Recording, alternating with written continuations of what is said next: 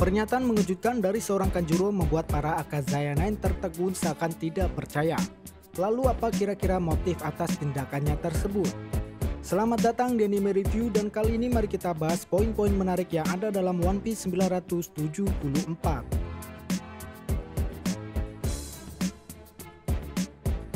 One Piece 974 akhirnya mengungkap trik dibalik kematian Komurasaki. Denjiro yang menggunakan identitas sebagai Kyoshiro sedari awal sudah mewanti-wanti Komurasaki untuk tetap bersiap dan menyuruhnya untuk menyimpan sekantung darah dalam pakaiannya. Hal ini pun memang harus dilakukan untuk mengantisipasi jika sewaktu-waktu mereka berdua dihadapkan dengan situasi yang buruk. Sebenarnya karakter Komurasaki yang dibentuk oleh Kyoshiro sangat membahayakan bagi Hiyori sendiri. Namun begitu, peran yang ia mainkan menjadi salah satu cara ampuh untuk mendekati Orochi. Jadi dengan memanfaatkan paras ayunya, Komurasaki dibentuk sebagai oiran yang nantinya tujuannya untuk memikat hati Orochi. Ya, ketika Orochi sudah kepincut, maka hasilnya hidup Komurasaki di ibu kota bunga setidaknya terjamin karena adanya perhatian dari sang shogun. Nah, menariknya peran oiran yang dimainkan Komurasaki tidak hanya memikat Orochi saja. Banyak lelaki kaya di ibu kota bunga yang akhirnya jatuh hati juga. Kesempatan inilah yang kemudian dimanfaatkan Komurasaki untuk menggasak habis harta mereka, dan kemudian uang-uang yang ia dapatkan diserahkan pada Kyoshiro yang nantinya akan disalurkan kepada penduduk Ebisu secara rahasia dengan menggunakan identitas lain sebagai Uchimitsu Kozo. Selama hampir kurang lebih 20 tahun memerankan karakter Komurasaki, untungnya Orochi tidak berhasil mengungkap identitas Hiyori sampai pada akhirnya tibalah peristiwa yang hampir membuat identitasnya terbongkar dan ujung-ujungnya memancing kemarahan Orochi. Ya, saat itu ketika Komurasaki mengungkapkan bahwa ia adalah anak dari seorang samurai, disitulah kekhawatiran Kyoshiro mulai muncul. Namun semua kejadian ini berhasil diakhiri dengan baik oleh Kyoshiro sendiri dengan cara menebas Komurasaki, dan untungnya saat itu Orochi sedang memfokuskan kemarahannya atas sikap Otoko yang menertawakan dirinya, sehingga pernyataan Komurasaki sebelumnya tidak dicurigai oleh Orochi. Apalagi Orochi sendiri sudah mempercayai bahwa Komurasaki telah meninggal atas tebasan Kyoshiro. Nah, peristiwa inilah yang kemudian menandai akhir dari peran Komurasaki yang dimainkan oleh Hiyori. Saat ini ia sendiri sedang terpisah oleh para aliansi yang lain. Hanya Kawamatsu dan Zoro yang kemungkinan besar mengetahui tempat persembunyiannya. Kemudian Hiyori sendiri sudah menegaskan bahwa belum akan menampakkan dirinya di hadapan Akazaya 9 atau Momonosuke dengan alasan agar tidak terbawa perasaan sebelum perang dimulai. Nah, masalahnya di sini adalah ketika Kawamatsu mengabarkan bahwa Hiyori masih hidup, sayangnya Kanjuro juga menjadi salah satu orang yang mengetahui kabar tersebut. Tentunya informasi penting seperti ini akan sangat bermanfaat bagi seorang mata-mata, dan ada kemungkinan besar bahwa dia telah mengabarkan info ini pada Orochi. Hal seperti inilah yang akan menjadi bumerang bagi aliansi apabila musuh mengetahui tempat persembunyian Hiyori.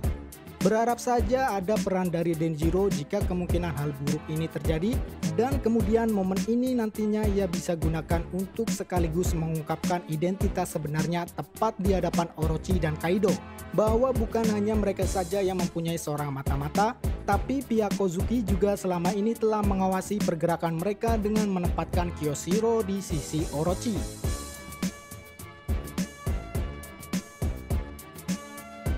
Kedua belah pihak yang sedang berperang di Wano sama-sama disusupi oleh seorang mata-mata.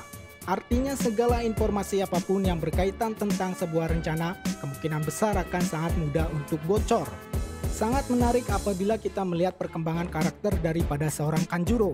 Di sini ia boleh dibilang berhasil memainkan perannya sebagai seorang mata-mata. Terlahir dari seorang pasangan yang bergelut di bidang teater, ia seakan dengan mudahnya memainkan sebuah sandiwara. Awalnya ia sering berperan sebagai orang lain demi untuk bisa bertahan hidup sampai akhirnya bertemu dengan Orochi. Dari sinilah Orochi kemudian memberikan sebuah misi rahasia untuk menyusup ke dalam keluarga Kozuki dengan membawa isu balas dendam. Tak hanya sekedar memberikan misi saja, Orochi juga memberikan dia buah iblis sebagai bekal atas misi yang diberikannya. Hidup sebagai Kozuki dan mati pun harus sebagai salah satu dari mereka adalah bagian dari sandiwara seorang Kanjuro. Karena pada dasarnya ia sejatinya sudah siap untuk mati bahkan sejak peristiwa perebusan Oden. Ya, dengan memanfaatkan sebuah kepercayaan dari Oden dan Akazaya 9 lainnya, Kanjuro berhasil memperoleh informasi-informasi penting yang kemudian ia kirimkan kepada Orochi. Salah satunya seperti yang kita lihat dari percakapan Orochi dan Kaido. Di sini sang shogun sedang membaca sebuah surat yang mengabarkan tentang kembalinya orang-orang yang sebelumnya telah dikirim Toki ke masa depan. Jadi sudah tentu surat tersebut adalah surat yang diberikan Kanjuro setelah kembali ke Wano. Dan sejak saat itulah baik Orochi dan Kaido telah mempercayai tentang kekuatan Toki Nomi.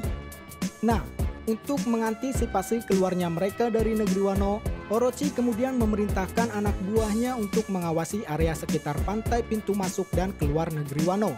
Jadi karena alasan itulah, tindakan Kiemon dan yang lain berhasil diketahui ketika hendak pergi keluar dari negeri Wano. Sejak peristiwa itulah, pengejaran para Akazaya 9 mulai dilakukan oleh Kaido dan Orochi. Kanjuro sebagai bank informasi bagi mereka, selalu saja tak lupa untuk mengabarkan kejadian-kejadian penting, seperti misalnya tentang keberadaan Raizo di Zou. Dengan lantang, Kanjuro pun lalu menceritakan peristiwa-peristiwa mencurigakan tersebut di hadapan Kiemon dan yang lain. Ya, Kanjuro yang dulu mereka kenal sudah benar-benar tiada. Saat ini yang ada adalah Kurozumi Kanjuro.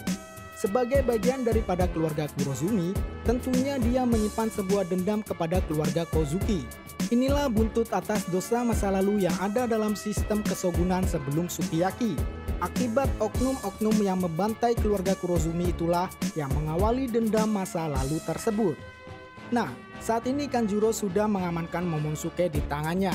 Maksud hati ingin membawanya ke Onigashima langsung, namun keadaannya malah menyudutkan dia dengan kehadiran trio Supernova.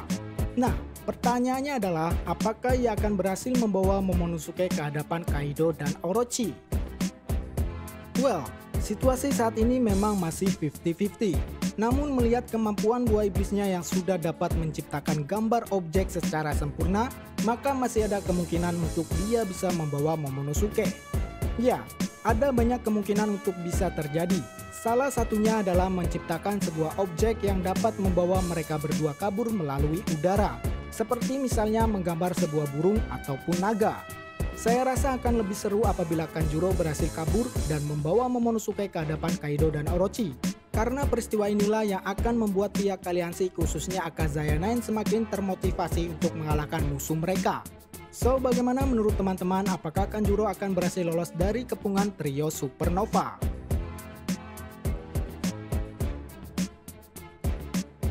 Salah satu peristiwa yang memberikan secerca harapan untuk Kiemon dan yang lainnya adalah kembalinya trio Supernova. Mereka sudah siap bertempur sebagai seorang bajak laut, bahkan secara khusus, Luffy sudah menanggalkan atribut samurainya dan memakai pakaian khas bajak lautnya. Lalu kemudian keikutsertaan Kid dalam kelompok ini semakin meyakinkan saya bahwa ia pun pada akhirnya mau untuk bekerja sama dengan Luffy untuk menjatuhkan Kaido. Ya, meski keduanya saat ini mempunyai motif yang berbeda, namun keduanya disatukan atas kekalahan yang sama dari seorang Yonko Kaido. Nah, kemudian salah satu informasi menarik yang ada dalam One Piece 974 ini adalah bahwa sebenarnya pelabuhan tempat berkumpulnya aliansi pada dasarnya sudah diubah lagi. Hal ini pun dapat kita lihat dari perkataan Kid yang mengatakan telah melihat banyak kapal dan sekumpulan para samurai di pelabuhan seberang. Saya kira peristiwa ini bisa terjadi karena campur tangan Kyoshiro yang sebelumnya mengetahui bahwa Orochi memerintahkan untuk menutup jalur-jalur strategis di Wano dan kemudian menghancurkan kapal-kapal di pelabuhan, tak terkecuali Sanigo juga. Saya curiga bahwa informasi dari Kyoshiro ini hanya diberikan kepada seseorang saja dan saya rasa orang tersebut adalah Lau. Karena satu-satunya aliansi yang terpisah dari rombongan utama dan berada di ibu kota bunga saat itu hanyalah dia seorang. Kemungkinan besar kemudian Lau pun menyuruh untuk tidak mengabarkan dahulu kepada Kiemon dan yang lain atas dasar adanya seorang mata-mata. Maka dari itulah Akazaya 9 yang telah bergerak terlebih dahulu kemudian seakan dibuatnya putus asa. Hal ini pun dilakukan untuk mengungkap siapa sebenarnya mata-mata yang dimaksudkan dan akhirnya semua itu terjadi dengan pengungkapan akan identitas dari Kurozumi Kanjuro. Ya, Lau yang pada awalnya dituduh sebagai mata-mata oleh Shinobu pada akhirnya berhasil mengungkap keadaan yang sebenarnya. Sementara itu, atas pengakuan daripada Kanjuro membuat semua kecurigaan dari pihak aliansi dapat diminimalisir. Hal ini pun akan menjadi sangat penting bagi aliansi karena dasar atas pembentukan aliansi ini harusnya ada rasa saling mempercayai satu sama lain. Jika mereka masih saling menuduh, maka hanya menghancurkan strukturnya dari internal mereka sendiri. Nah, kemudian bagi Shinobu sendiri, peristiwa ini mungkin akan menjadi sebuah penyesalan untuk dirinya sendiri.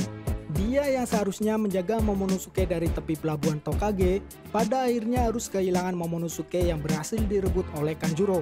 Dan kemungkinan besar ia telah diserang terlebih dahulu olehnya yang membuatnya tergeletak di tepi pelabuhan. Nah, selanjutnya sekarang kita sedang menantikan aksi epik dari trio Supernova. Sementara itu di pelabuhan lainnya para pemberontak sudah bersiap siaga menyerbu Onigashima. Saya rasa masih banyak kejutan-kejutan lainnya yang akan terjadi entah itu dari pihak musuh atau pihak aliansi. Seperti misalnya keikutsertaan Appo yang masih sangat misterius atau menantikan kedatangan Nekomamushi yang diharapkan membawa bala bantuan lainnya. Tak lupa kita juga masih menunggu kehadiran Jinbe sebagai anggota baru SAP dan kemudian bagaimana cara mengantisipasi keluarga besar Kekaisaran Big Mom yang saat ini sedang bernostalgia dengan Kaido. Well, saya kira itulah pembahasan One Piece 974. Seperti biasa, jika ada kesalahan mohon dikoreksi, dan apabila teman-teman ingin menambahkan, silahkan tuangkan opininya di kolom komentar. Mari berdiskusi. Cheers!